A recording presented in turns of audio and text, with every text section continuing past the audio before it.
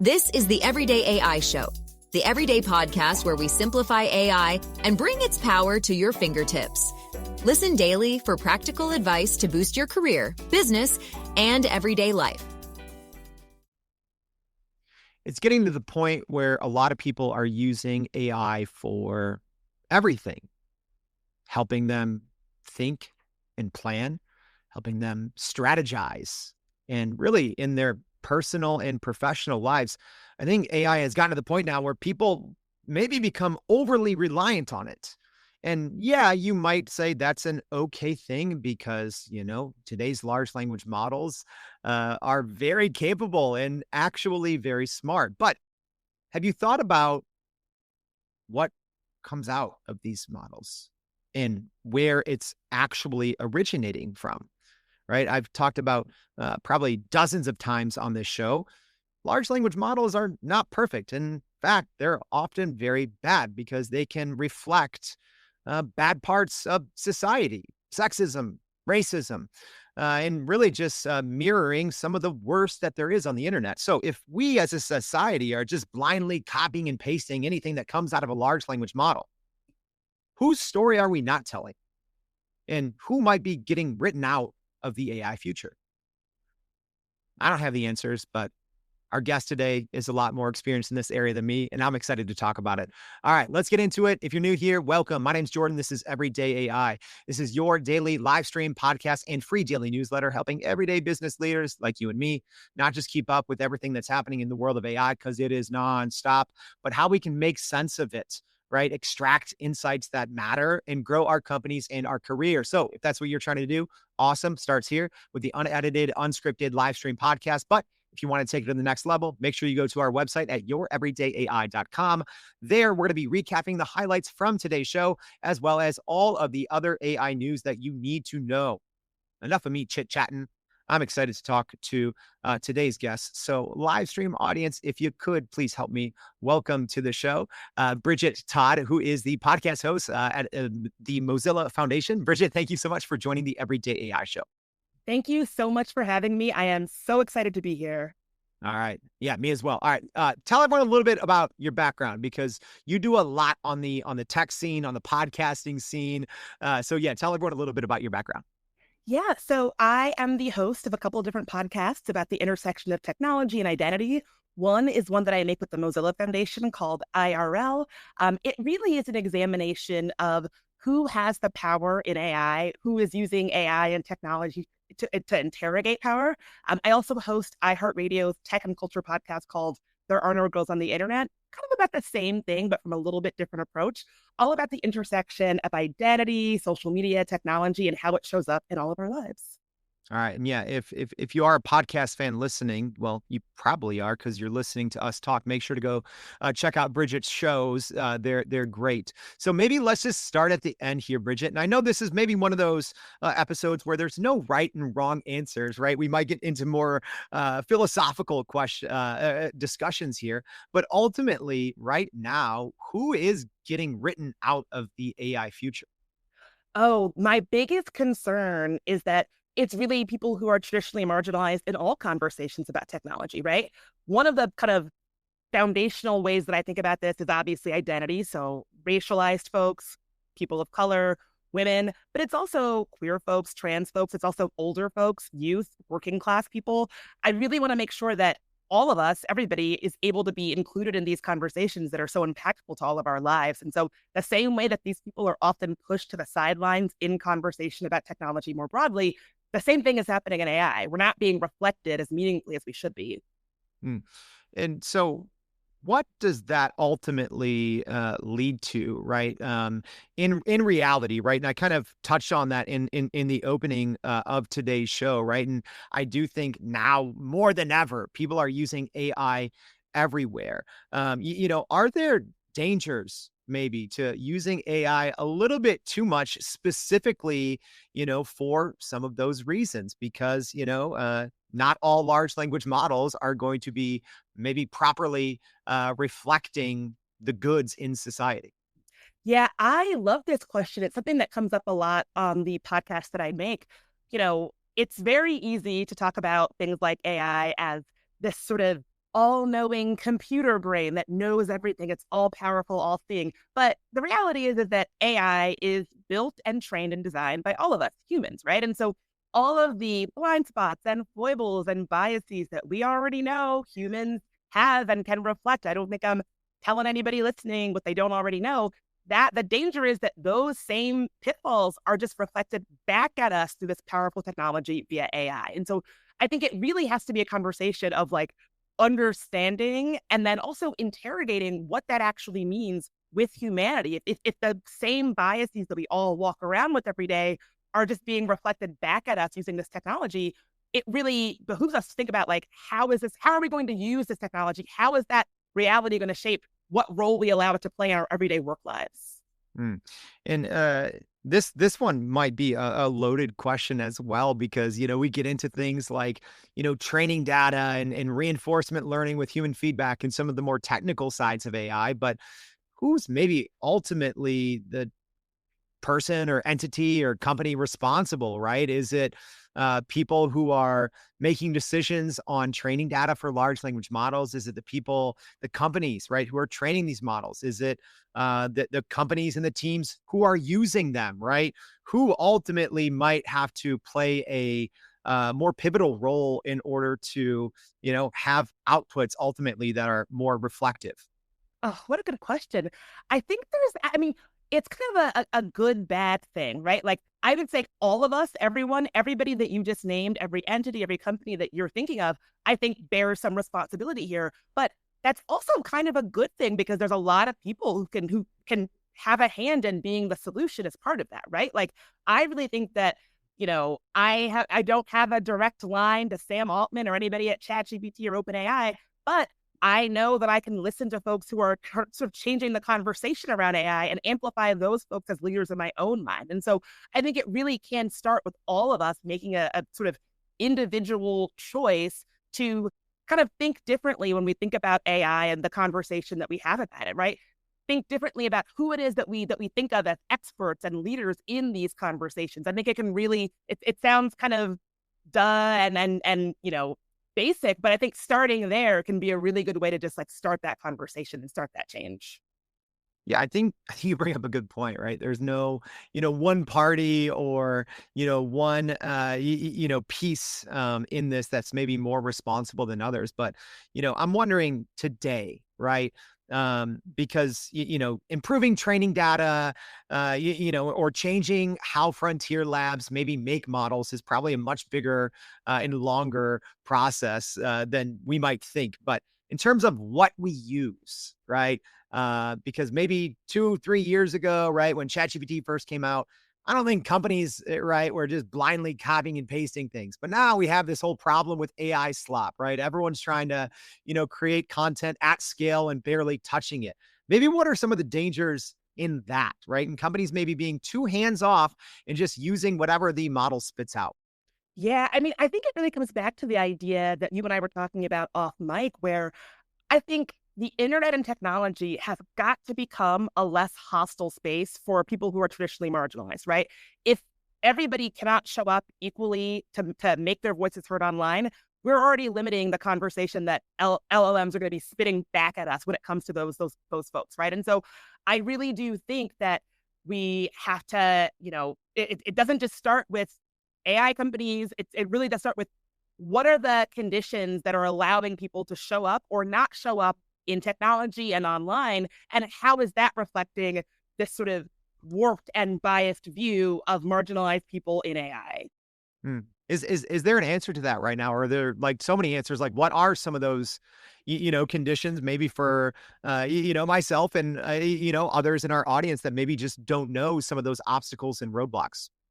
Yeah, I mean, I think one of them is like the things like the use of AI to do moderation on social media platforms, right? We already know that a lot of that is super biased. It's biased for a lot of reasons. It's not as I when I have these conversations, I think people assume that I'm saying, oh, a big bad white guy who is rich is making evil decisions because he's an evil person. That's not what I'm saying at all. I typically mean something like, oh, someone is deploying AI-based moderation tools. Those tools are not always culturally competent, and so they're biased against cultures that these tools might not be able to understand. And that things like that can relate to marginalized people not being able to show up in a way that's equitable online. Mm. Yeah. And I think a lot of that just goes back to, again, this isn't a very technical show, but, algorithms, right? Whether you're talking about social media, whether you're talking about, machine learning, deep learning, some of the technologies that have led to today's large language models, right? There's this, they're opaque, right? Not everyone knows exactly how all of these things work, which maybe makes it a little bit more difficult to do something about it, right? I'm curious. I've seen, personal examples of this, and I'm happy to share those. But have you, Bridget, do you have any, firsthand accounts when you've been using any AI tool, right? Whether it's text, photo, video, where you're like, wait, this doesn't seem right. This doesn't seem right. This output doesn't really seem reflective of the society that I know.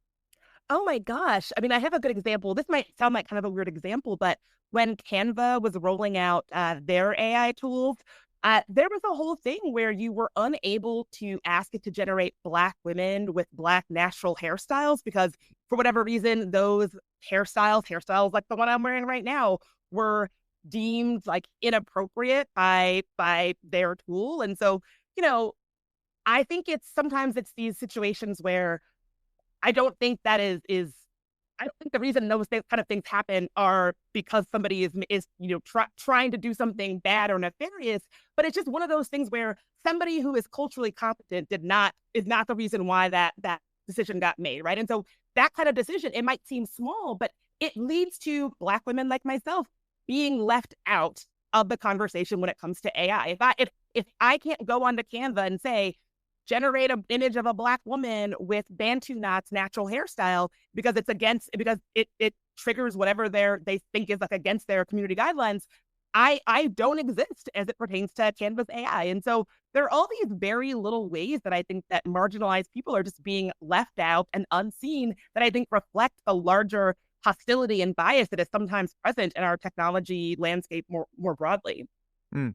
Yeah, I think it's a great call out and a great example. I've maybe talked about this once or twice, but we kind of did a very informal, study. I wouldn't even call it that, where we said, hey, give picture of a CEO, right, to earlier versions of Midjourney, right, and almost every single time it was white guy, probably in his 50s, right, without fail. So with these issues, right? Clearly, I think anyone that's a power user of any large language model, has seen their fair share of examples. Yet at the same time, they've probably overlooked more than they've spotted, right? Which makes it hard.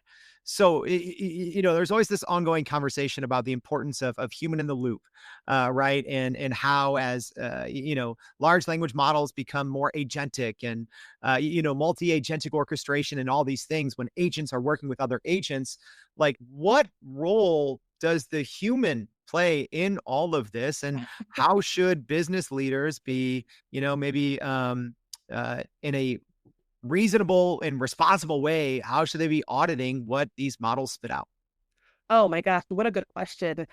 I always say that, we have to remember that the work that we're putting out, for the most part, I mean, I can speak for myself as a creative.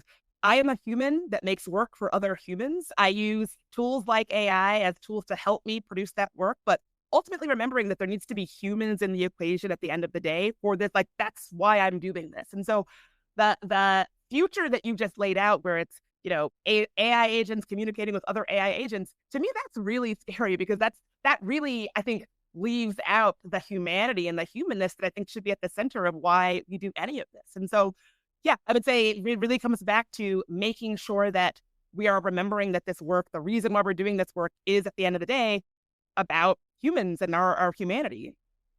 Yeah, humanity is such an important discussion, right? And I always have to remind myself, as someone that talks about AI literally every single day, right? Is ultimately, yes, like all the information that pulls out of these models originated with a human, right? There was someone's story, whether it's a boring business story or a story of courage and something triumphant. It's always goes back to a human, and ultimately, whatever we create will be consumed also by humans, right? Yes. What maybe advice do you have for people to focus on the human when it is AI everywhere?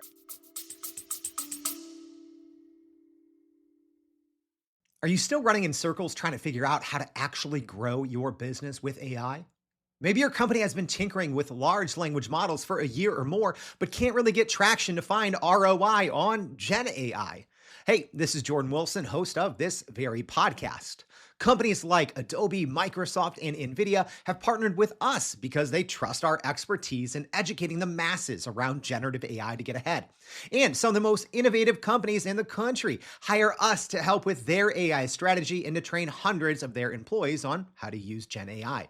So whether you're looking for ChatGPT training for thousands or just need help building your front-end AI strategy, you can partner with us too, just like some of the biggest companies in the world do. Go to youreverydayai.com/partner to get in contact with our team, or you can just click on the partner section of our website. We'll help you stop running in those AI circles and help get your team ahead and build a straight path to ROI on Gen AI. Do you remember, this is going to sound wild, but do you remember that old clothing brand from the 90s, FUBU, For Us, By Us? Oh So that is my sort of orientation in that this work is for us, by us, and the us and that is humans, right? And so I can't tell you how many times I've seen somebody so excited on Reddit or a message board to share something that they wrote using AI or that they built using AI, and in the Notebook LM community where people are really excited to share their AI generated podcasts. And oftentimes the top comment will be, if it wasn't worth your time to create this as a human, why is it worth my time as a human to listen to it or read it or to engage with it, right? And so I would say that something about that comment, I think, really changed my understanding of the role that AI can be playing for me as a creative professional. That, the reason why I do this work is about trust and connection and community. And those are traits that humans have, right? And so really making sure that all of the things that we do are grounded in the things that make humans great, and not trying to outsource that to AI, because when you do, your audience is going to know and they're going to be like, oh, this actually wasn't worth your time to make, so I'm not going to spend my 20 minutes listening to it. Yeah. That's a great, I love reflecting back, AI for us, by us. Yeah. We'll have to see if Damon John can sign off on that. Right. Yeah. So, but great. Like, you bring up another topic that is actually really interesting, right? So you mentioned like Notebook LM and, obviously the AI generated podcasts. But I think there's also with AI, in much more now even than 6 months ago, it is starting to reflect the person using it more and more, right? As, all of the major models now have released things like, personalization or memory or past chat history, to where the responses are maybe even reflecting their own preferences and maybe even sometimes their own biases, right? So throwing that on top of the, issues with training data. So even with that in mind, right, should individuals be going in and, checking their settings and making sure, things in their custom instructions, maybe challenge their own preconceived notions?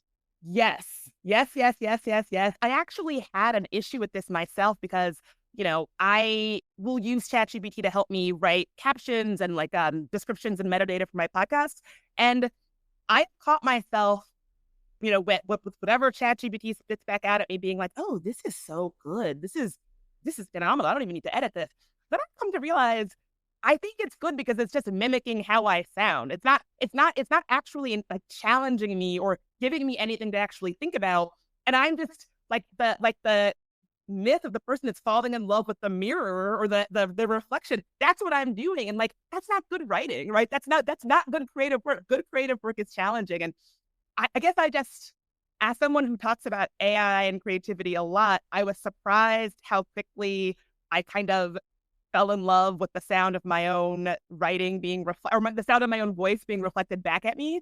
And I think I say that to say that we should all be, if we're going to be using this tool that is so powerful, it should really behoove us all to be using it in a way where it's not just setting us up to fall in love with our own voice, right? That it is challenging us, that it is, we are asking it to set us up to give us a little bit more pushback. I found that to be very useful in my own use of AI for my own creative work.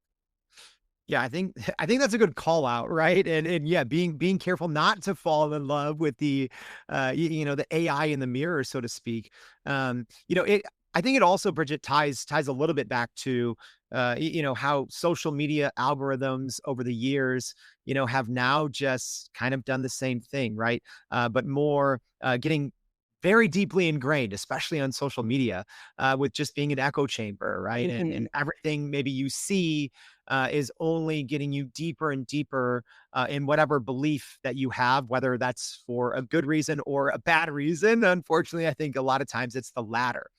How can we look at AI and maybe prevent that, right? How can we prevent the echo chamber and the algorithm divide that social media has caused, right? If AI becomes as used or even more used than social media. I think it's really about being intentional about curating the voices that you consume and listen to and amplify when it comes to AI, right? Like, I am someone who is just always going to be a tech optimist. However, I need to make sure that I'm listening to voices that are critical about AI. Otherwise, I know myself. I know that I'm prone to be like, this technology is great. It's going to change all of our lives. No problems whatsoever. That's not great. But I also don't want to be somebody who is only listening to voices that are super skeptical. I think it's tough, and it involves being okay with hearing opinions and attitudes and takes that you're not always going to agree with, but that's a part of it for me. And so I think really being intentional about who you're curating when it comes to who's saying what in AI, like really making sure that you've got a healthy, robust diet of, folks in the conversation that don't always look like the people that we think of being amplified as leaders when it comes to technology and AI. That's good. Yeah, it's almost like kind of the political equivalent, right? Like if you're always watching CNN, maybe you need to turn on Fox News and vice versa, right? I think that's a good call out, right? Like having to intentionally listen to voices that are maybe against your current grain is something that's maybe healthy for a lot of us. Yeah, I got to tell you, I find myself I guess I'm only coming to realize how susceptible I am to the voices that I kind of surround myself with because, you know, if I listen to voices that are, and we should be listening to critical voices when it comes to AI, but like I will train myself, talk myself out of use cases that I already know AI has been really helpful for me personally with, right? I'll be like, oh, AI can't do that. And it's like, well, actually you use AI for that all the time. Why are you believing that like it can't do this when you use it that way all the time? And so yeah, I've only come to realize I'm very susceptible to the voices that surround us when it comes to technology conversations. Mm. Bridget, you kind of already helped us traverse the main topic of today's episode, right? Like who gets written out of the AI future, and a little bit as well, helping us be a little more cognizant of maybe not too many of the same people getting written into the AI future. Here we are at the end of 2025. I know a lot of business leaders are looking, forward to 2026 and starting to kind of get their AI agenda all in order. What are some other maybe, either personal concerns of AI specifically when it comes to making sure the people using it are maybe telling a story that is reflective, right? I know none of us know what's going to happen, right, in 2026, but maybe what are some of those other things as someone that covers the technology so closely as yourself? What are some of the other things you're worried about or looking at? Oh, I think one of the things I'm worried about is you mentioned AI slop earlier. I am incredibly worried about just the general state of trust as it pertains to AI, encroaching in more and more of our media spaces. It's one of the reasons I'm also weirdly kind of excited about the rise of AI in some of these spaces because I think that humans who can make good, thoughtful, trustworthy content are going to be at a premium. So I'm excited for that outcome. But I am worried about the devaluation of trust in our media and online spaces more generally, because people just see things that are just badly generated AI and they say, oh, I don't need to pay attention to that. And in a media climate where people have been trained by the ubiquity of bad AI content that they don't need to pay attention to anything, I worry about the ability for good voices to rise. So I don't know if that answers your question, but it's something that I spend a lot of time thinking about. All right. So we've covered a ton in today's episode, Bridget, but as we wrap, maybe what is your one most important takeaway when we think and hopefully make actions, right, about who gets written into the AI future and maybe, unfortunately, who gets written out? What's your one most important takeaway? My one most important takeaway is, I know I said this earlier, but really just make sure that you're challenging your own idea of who is a leader and who is a voice that you should be following and amplifying when it comes to conversations in technology more broadly, but specifically AI, right? There are so many people and so many fascinating stories, activists, advocates, artists who are using technology like AI in groundbreaking ways that really are challenging what we think of as power and who holds it and how it is used, right?